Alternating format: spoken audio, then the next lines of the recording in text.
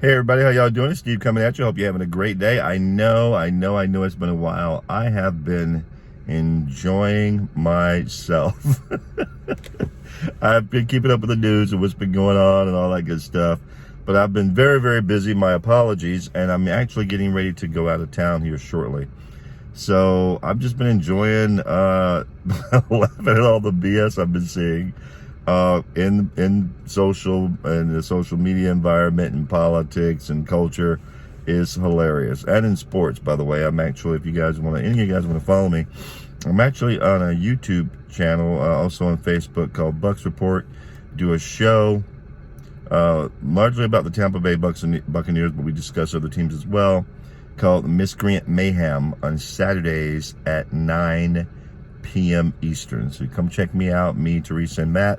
Do our show on Saturdays, every Saturday, 9 p.m. Eastern on the Bucks Report. Now, with that put aside, I wanted to say the story I actually wanted to discuss today is actually kind of sad.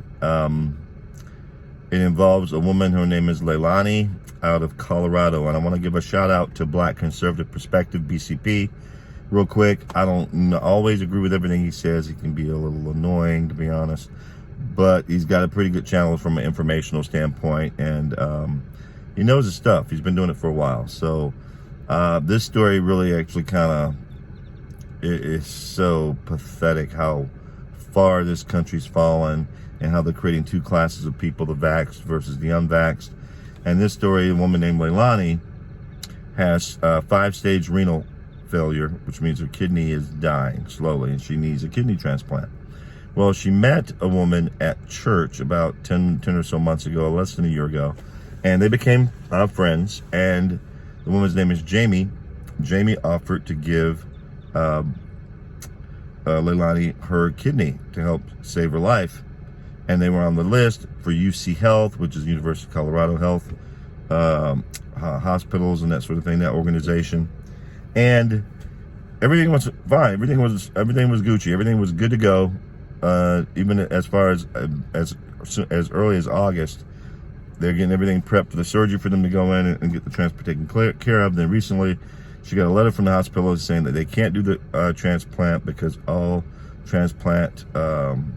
donors and the recipients have to be vaccinated. Well, Jamie's not vaccinated for religious reasons. Again, they met at a church Bible study.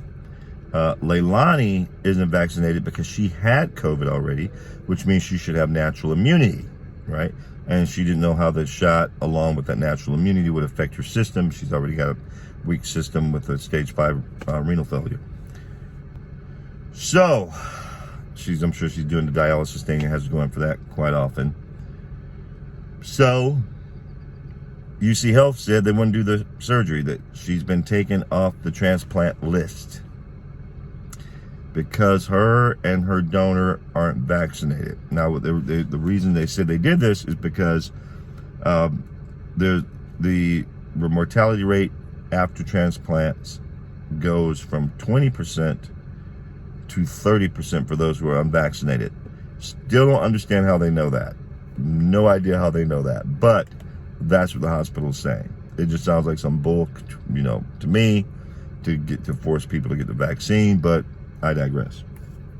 That's what they told her. And although that might seem like a lot, from a percentage standpoint, it's really not that much. She was 20% before, she's 30% now, a little less than a third now. I can see if it was from 20 to 50, but it's 20 to 30. And she said, okay, well, how about if I sign a waiver? I'll assume all the risk. Because the point of the matter is she could die even with the transplant, even if she had the vaccine, even if she had the jab. She could still die. I have a very good friend that broke my heart. She had to have open heart surgery, a bypass, triple bypass. She died shortly after the surgery. We all thought she was dead the next day. So these things are difficult things. These surgeries are difficult things. They could die during surgery. They could die after surgery. There's always a risk. She was willing to assume the risk. The hospital says no. And it turns out no hospitals in the Colorado area, anywhere near where they are, will do the surgery. So now they're looking at other states. This is ridiculous. that we've gotten to this point in our society where if you don't have some special status, if you don't have a jab status, you can't get necessary services. That's ridiculous. We're going to look back on this time as a very dark time in our nation's history, provided it stays free. We have the semblance of freedom right now because we gave it up. At some point, we're going to have to start taking it back in order to save this country. That kind of stuff's that's got to stop. And the hospital's not budging. UC Health's not budging. This kind of stuff's got to stop, y'all. Tell me what you think. You may agree. So, Steve, I don't know. Maybe, maybe not. I mean, you can go look at the story yourself. I'll see if I can post a link in the story as well in the description. But it's sad. This woman needs the surgery, and they're refusing to give it to her because she don't have a freaking jab. And she doesn't know what it's going to do to her body. She's already compromised. She don't know. She don't want to get it for that reason. She's already had COVID. She survived that, which means even the Israeli studies have shown that the natural immunity have higher levels of the antibodies than people who get the shot. What's the problem?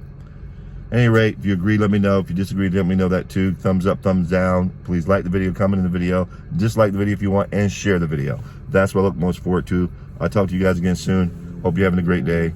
Y'all take care. UC Health, you should be ashamed of yourselves, you punk bastards. With that, y'all take care.